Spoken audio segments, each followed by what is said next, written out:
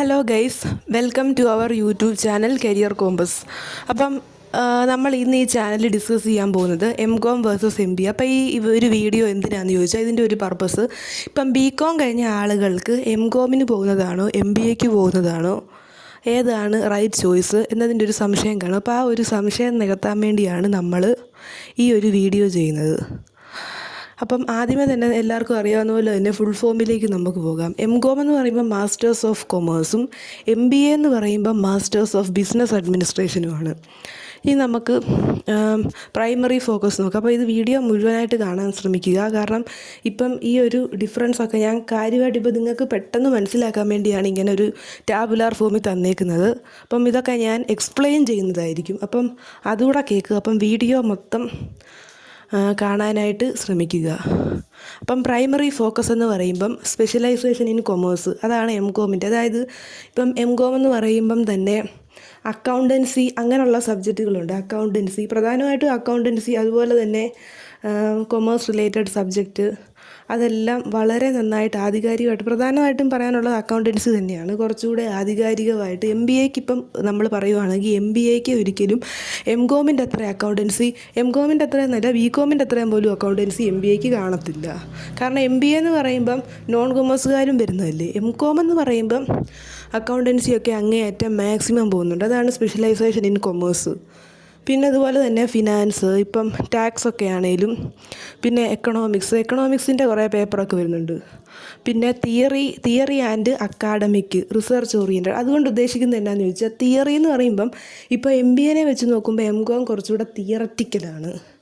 ഇപ്പം പ്രോജക്ട്സിൻ്റെ കാര്യമൊക്കെ ആണെങ്കിലും MBAക്ക് കുറച്ചുകൂടെ പ്രോജക്റ്റ് കാണും, MCOMനെ പോലല്ല. അപ്പം കുറച്ചുകൂടെ MBAനെ വെച്ച് നോക്കുമ്പോൾ തിയററ്റിക്കലാണ്, അല്ലെ അക്കാഡമിക് ഓറിയൻറ്റഡ് ആണ് MCOM. പിന്നെ റിസർച്ച് ഓറിയൻറ്റഡ്, ഇപ്പം റിസർച്ച് വർക്കിലൊക്കെ താല്പര്യമുള്ളവർക്കും ഇത് തന്നെയാണ് നല്ലത്. കുറച്ചുകൂടെ റിസർച്ചിനെ പറ്റിയൊക്കെ ഉള്ള സബ്ജക്റ്റ് ഉള്ളതും ഇവിടെ തന്നെയാണ് MCOMൽ. പിന്നെ MBAയുടെ പ്രധാനമായിട്ടും കൈകാര്യം ചെയ്യുന്നത് ഇപ്പം മാനേജ്മെൻറ്റ്. MBA എന്ന് പറയുമ്പോൾ തന്നെ നമുക്ക് വരുന്നത് മാനേജ്മെൻറ്റ്, മാനേജർ, അങ്ങനെയുള്ള കാര്യങ്ങളൊക്കെ ആണല്ലോ. അപ്പം MBAയുടെ ഒരു പ്രധാനമായിട്ടും ഫോക്കസ് കൊടുക്കുന്നത് എങ്ങനെ നല്ലൊരു മാനേജ്മെൻറ്റ് നടത്താം, ലീഡർഷിപ്പ് റോൾസൊക്കെ എങ്ങനെ വഹിക്കാം, അങ്ങനെയുള്ള കാര്യങ്ങളാണ്. അവിടെ ഇൻഡസ്ട്രി ഓറിയൻറ്റഡ് ആയിട്ട് എങ്ങനെ നന്നായിട്ട് പെർഫോം ചെയ്യാം, അങ്ങനെയുള്ള കാര്യങ്ങളൊക്കെയാണ് MBAയുടെ ഒരു പ്രൈമറി ഫോക്കസ് എന്ന് പറയുന്നത്. പിന്നെ എലിജിബിലിറ്റി എന്ന് പറയുമ്പോൾ MCOMനുള്ള എലിജിബിലിറ്റി എന്ന് പറയുമ്പം BCOM അല്ലെങ്കിൽ എനി അതർ റിലേറ്റഡ് ഫീൽഡ്. ആ എനി അതർ റിലേറ്റഡ് ഫീൽഡ് എന്ന് പറഞ്ഞാൽ BBA ആകാം, BBM ആകാം, അങ്ങനെ അക്കൗണ്ടൻസി ഒക്കെ ഉള്ള ഒരു ഡിഗ്രി കോഴ്സ് ആയിരിക്കണം. ഇപ്പം BBA, BBM അങ്ങനെയൊക്കെ ഉണ്ട്. BCOM തന്നെ വേണമെന്നില്ല, BBA ആകാം, BBM ആകാം, അങ്ങനെ. അതേസമയം MBAയുടെ എലിജിബിലിറ്റി എന്ന് പറയുമ്പം അങ്ങനെയല്ല, എന്ത് ഡിഗ്രി ആകാം. വേണേൽ BCOMകാർക്ക് പോകാം, MBBS കഴിഞ്ഞവർക്ക് പോകാം, നേഴ്സിംഗ് കഴിഞ്ഞവർക്ക് പോകാം. പക്ഷേ ഇനി ഒരു റെക്കഗ്നൈസ്ഡ് ഡിഗ്രി ആയിരിക്കണമെന്നേ ഉള്ളൂ. ഇപ്പം BPharm ആകാം, BTech ആകാം. ഇപ്പം റെക്കഗ്നൈസ്ഡ് ആയിട്ടുള്ള ഒരു ഡിഗ്രി ആണോന്നുള്ളത്, അതാണ് അതിൻ്റെ എലിജിബിലിറ്റി. പിന്നെ അഡ്മിഷൻ്റെ ഒരു കാര്യം പറയുകയാണെങ്കിൽ MCOMൻ്റെ അഡ്മിഷൻ യൂഷ്വലി, ഇനിയും പറയുന്നത് ശ്രദ്ധിക്കണേ, യൂഷ്വലി മെറിറ്റിലാണ് പോകുന്നത്.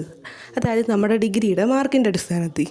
പക്ഷേ എങ്കിലും ഇനിയും പറഞ്ഞ് ശ്രദ്ധിച്ച് കേൾക്കണേ, എങ്കിലും ചില കോളേജുകൾ അവർക്ക് ക്വാളിറ്റിയുള്ള പിള്ളേരെ കിട്ടാൻ വേണ്ടി അവർ ടെസ്റ്റ് നടത്തും. അവരൊരു എൻട്രൻസ് ടെസ്റ്റ് ചിലപ്പം അവരുടെ ഒരു ഇതിന് വേണ്ടി അവർ നടത്തിയെന്നിരിക്കും. അവർ ചിലപ്പോൾ ഇൻ്റർവ്യൂ നടത്തിയെന്നിരിക്കും. ടോപ്പായിട്ടുള്ള കോളേജുകളൊക്കെ അങ്ങനെ നടത്തും. പക്ഷേ യൂഷ്വലി ഇപ്പം കേരളത്തിലാണെങ്കിലും യൂഷ്വലി ഡിഗ്രിയുടെ മാർക്കിൻ്റെ അടിസ്ഥാനത്തിലാണ് യൂഷ്വലി പോകുന്നത്. ഇനിയും MBAയുടെ എന്ന് പറഞ്ഞാൽ നമ്മൾ എന്തെങ്കിലും എൻട്രൻസ് എഴുതാതെ MBAക്ക് അഡ്മിഷൻ കിട്ടത്തില്ല. അതായത് ഇപ്പം ക്യാറ്റ്, കെമാറ്റ്, ജിമാറ്റ് അങ്ങനെയുള്ള എന്തെങ്കിലും എക്സാം എഴുതണം. ഇപ്പം IIMലൊക്കെ കിട്ടാനാണെങ്കിൽ നമ്മൾ ക്യാറ്റ് എഴുതണം. ഇപ്പം കേരളത്തിൽ MBAക്ക് അഡ്മിഷൻ വേണമെന്ന് ആഗ്രഹിക്കുന്നവരാണെങ്കിൽ മസ്റ്റായിട്ടും കെമാറ്റ് എഴുതിയിരിക്കണം.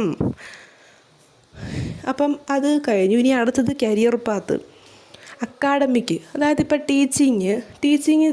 ടീച്ചിങ് തന്നെ വേണം എന്ന് ആഗ്രഹിക്കുന്നത്, അതായത് എനിക്കൊരു പ്രൊഫസർ തന്നെ ആകണം എന്ന് ആഗ്രഹിക്കുന്ന ആൾക്കാരാണെങ്കിൽ MCOMലേക്ക് പോകുന്നതായിരിക്കും അവർക്ക് നല്ലത്. ഇപ്പം MBA എടുത്താലും പഠിപ്പിക്കാമെന്ന് ചോദിച്ചാൽ ടീച്ചിങ് പറ്റും. പക്ഷേ കുറച്ചുകൂടെ ഇപ്പം കോളേജുകളിലാണേലും ഒക്കെ പ്രിഫറൻസ് കൊടുക്കുന്നത് MCOMകാർക്കായിരിക്കും ടീച്ചിങ്ങിന്.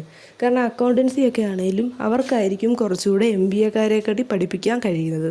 കാരണം MCOMന് പോകണ എന്തായാലും BCom BBA അങ്ങനെ അക്കൗണ്ട്സ് റിലേറ്റഡ് ആയിട്ടുള്ള ഡിഗ്രി പാസ്സായിട്ടല്ലേ പോകത്തുള്ളൂ. അപ്പം കുറച്ചുകൂടെ കോളേജുകളിലാണേലും സ്കൂളുകളിലാണേലും ഒക്കെ കൊമേഴ്സ് സബ്ജക്ട്സ് പഠിപ്പിക്കാൻ കുറച്ചുകൂടെ മുൻഗണന കൊടുക്കുന്നത് MCOMകാർക്ക് തന്നെയായിരിക്കും. MBA കഴിഞ്ഞും വേണേൽ ടീച്ചിങ്ങിന് പോകാം. പക്ഷേ കുറച്ചുകൂടെ ആപ്റ്റും കുറച്ചുകൂടെ മുൻഗണനയും ഇപ്പോൾ ഒരു ടീച്ചിങ് പോസ്റ്റ് വന്നാലും എന്തായാലും തീർച്ചയായിട്ടും MCOMകാർക്കായിരിക്കും മുൻഗണനയും കൊടുക്കുന്നത്.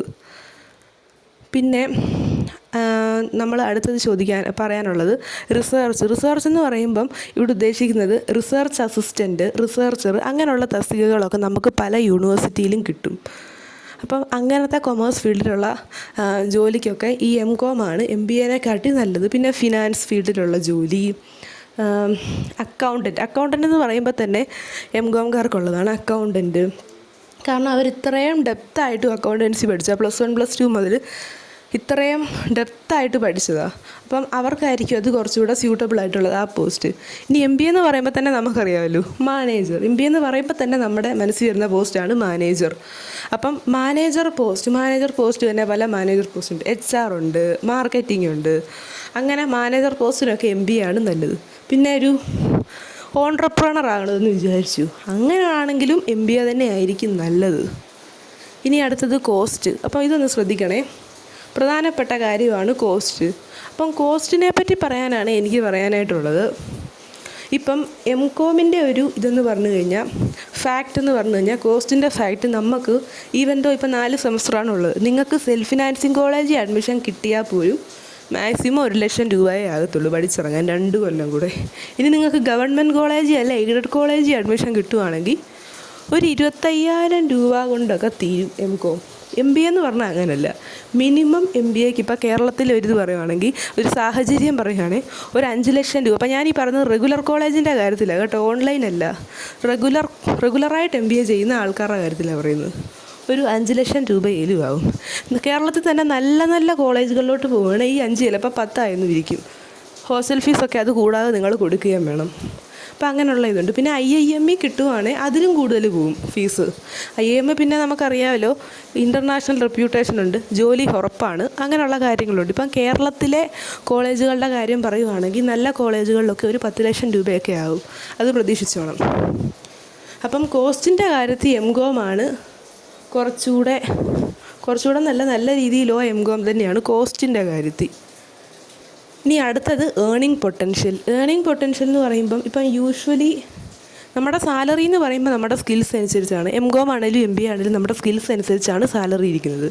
പക്ഷേ യൂഷ്വലി സാധാരണയായിട്ട് നമുക്ക് പറയാനായിട്ടുള്ളത് ഇപ്പം ഒരു MCOMകാരനും MBAക്കാരനും കൂടെ സാധാരണയായിട്ട് പോവുകയാണെങ്കിൽ MBAക്കാരനായിരിക്കും സാലറി കൂടുതൽ യൂഷ്വലി സാലറി. പിന്നെ MCOMകാരന് സാലറി കൂടുന്നത് ഇപ്പോൾ CA, CMA, CC അങ്ങനെയുള്ള അഡീഷണൽ ക്വാളിഫിക്കേഷൻ ഉണ്ടെങ്കിൽ അത് സാലറിയെ നന്നായിട്ട് അതിൻ്റെ ഒരു ഇമ്പാക്റ്റ് കാണും. യൂഷ്വലി ഒരു MCOM മാത്രമുള്ള ആളും MBA മാത്രമുള്ള ആളും കൂടെ ചെന്ന് കഴിഞ്ഞാൽ യൂഷ്വലി MBAക്കാരനായിരിക്കും സാലറി. ഓക്കെ, അപ്പോൾ എനിക്ക് തോന്നുന്നു നമ്മുടെ ഡിഫറൻസ് എല്ലാം പറഞ്ഞെന്ന് എനിക്ക് തോന്നുന്നു. അപ്പം പറയാനായിട്ടുള്ളത് ഇനിയും നിങ്ങളുടെ ഇഷ്ടമാണ്. 2 കോഴ്സിനും അതിൻ്റേതായിട്ടുള്ള അഡ്വാൻറ്റേജസ് ഉണ്ട്. അപ്പോൾ എനിക്ക് പറയാനായിട്ടുള്ളത് നിങ്ങൾക്കിപ്പം ടീച്ചിങ് അല്ലെങ്കിൽ റിസർച്ച് അസിസ്റ്റൻറ്റ്, റിസർച്ചർ അങ്ങനെയുള്ള തസ്തികകൾ ആഗ്രഹിക്കുന്ന ആൾക്കാരാണെങ്കിൽ നിങ്ങൾ MCOM തന്നെ അങ്ങോട്ട് എടുക്കുക, അതായിരിക്കും നല്ലത്.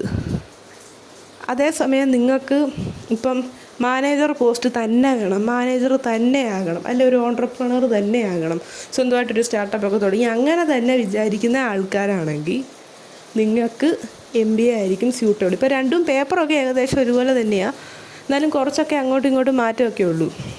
ഇപ്പോൾ അക്കൗണ്ടൻസി ഒക്കെ ആണെങ്കിലും MCOMകാർക്ക് നല്ല ഹൈ ലെവലായിരിക്കും, MCOMകാരെ വെച്ച് നോക്കുമ്പം എളുപ്പമായിരിക്കും. പക്ഷേ ബാക്കിയുള്ള സബ്ജക്ട്സൊക്കെ ആണെങ്കിലും ഏകദേശം ഒരുപോലൊക്കെയാണ്. പക്ഷേ ഞാൻ പറഞ്ഞത് എന്നാന്ന് വെച്ചാൽ ടീച്ചിങ് അങ്ങനെയുള്ള കാര്യങ്ങളിലേക്ക് അല്ലെ റിസർച്ച് ഓറിയൻറ്റഡ്, റിസർച്ച് അസിസ്റ്റൻറ്റ് അങ്ങനത്തെയൊക്കെ ജോലി ആഗ്രഹിക്കുന്നവർ മസ്റ്റായിട്ടും MCOM തന്നെ എടുക്കുന്നതായിരിക്കും നല്ലത്.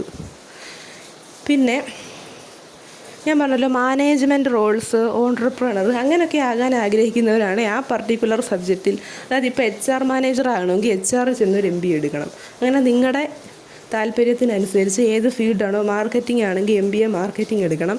അങ്ങനെ നിങ്ങളുടെ ഇഷ്ടത്തിനനുസരിച്ച് എടുക്കണം. ഓക്കെ, അപ്പം ഡിഫറൻസ് എല്ലാം പറഞ്ഞു. അപ്പം നിങ്ങളുടെ ചോയ്സിനനുസരിച്ച് ഞാൻ പിന്നെയും കൺക്ലൂഷൻ തരുവാണ്. 2 കോഴ്സും നല്ലതാണ്. നിങ്ങളുടെ ഇഷ്ടത്തിനനുസരിച്ച് നിങ്ങൾക്ക് തീരുമാനം എടുക്കാവുന്നതാണ്. അപ്പം നിങ്ങൾ ഈ ഒരു ചാനൽ ലൈക്കും ഷെയറും സബ്സ്ക്രൈബും ചെയ്ത് സഹായിക്കണമെന്ന് അറിയിക്കുന്നു. Okay, thank you for watching.